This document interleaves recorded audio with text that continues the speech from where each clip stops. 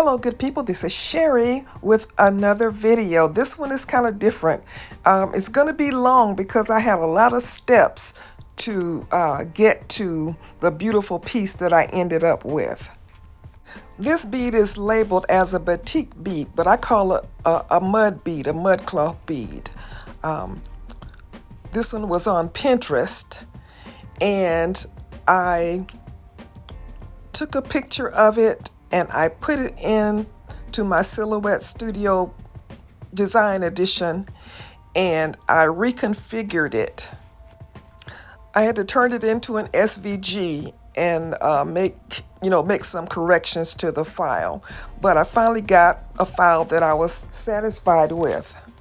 I used a piece of 1/4 inch wood and I painted it.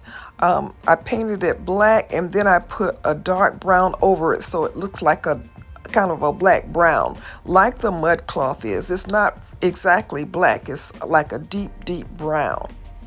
When the paint dried, I put masking tape over it because I wanted to be able to use a different color paint in the engraved part.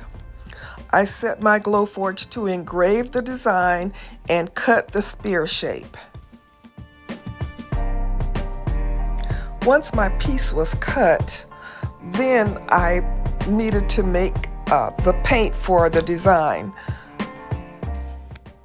I painted it and then I let it dry, and once it was dry, I could then remove the masking tape.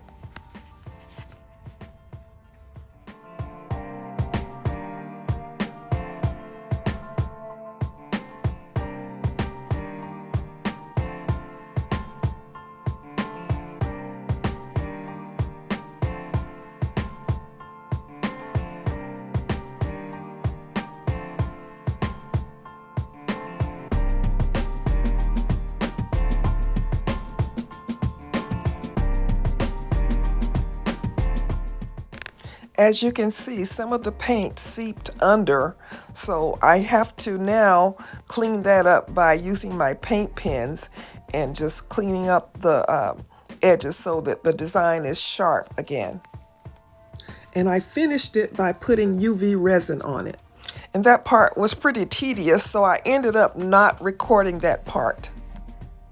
These are some earrings that I made the day before, and I decided to redesign them and put them with this necklace.